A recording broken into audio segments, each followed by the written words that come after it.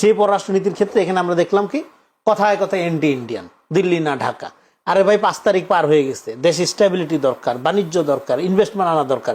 এখনো আপনি দিল্লি না ঢাকা বলে যদি শাহবাগ বন্ধ করে অ্যাম্বুলেন্সের মধ্যে রুগী শোয়ে রেখে মেরা ফেলেন, তাহলে কার লাভটা হবে? কোন দিল্লি আপনার এতে ক্ষতিগ্রস্ত হবে? আমি তো এটা বুঝি না। দিল্লি না ঢাকা এই স্লোগান দিয়ে ঢাকা শহরকে অচল বানায়া একটা এনার্কি তৈরি করা কথায় কথা, এবং নিজেকে একমাত্র ভারত বিরোধী আর সব ভারতপন্থী এই ন্যারেশনে ভাগ করা, বোঝা যায় এটা ভারত বিরোধী ভারতীয় রাজনীতি। কারণ এখানে যদি অস্থিতিশীলতা থাকে, দেশের ডেভেলপমেন্ট ক্ষুণ্ণ হয়, তাহলে সবচেয়ে বেশি খুশি হবে ভারত।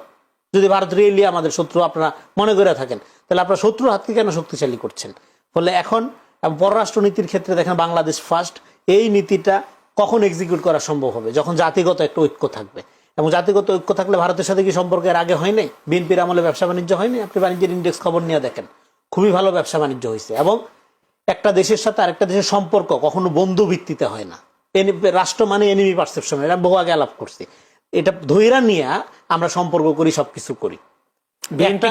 বিএনপি এখানে বাংলাদেশ ফার্স্ট নীতি, এবং সেক্ষেত্রে হেট্রেশন বেসড কোনো সম্পর্ক হবে না। আমরা দিল্লিপন্থী না, পিন্ডিপন্থী না, আমেরিকাপন্থী না, চীনপন্থী না।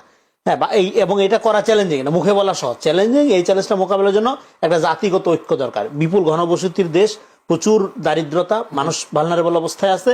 ফলে আপনি চাইলেই গ্লোবাল সুপার পাওয়ারকে তুড়ি দেওয়া, উড়াই দিয়ে নিজের মধ্যে চলতে পারেন তা না। তার জন্য আপনাকে আগে সক্ষমতা অর্জন করতে হবে। সেই সক্ষমতার প্রধান জাতীয় ঐক্য। জাতীয় ঐক্যের মধ্যে দিয়ে যদি আপনি, তখন আপনি বার্গেনিং পাওয়ার অর্জন করতে পারেন, সেটা ইন্ডিয়া হোক, চায়না হোক, আমেরিকা হোক।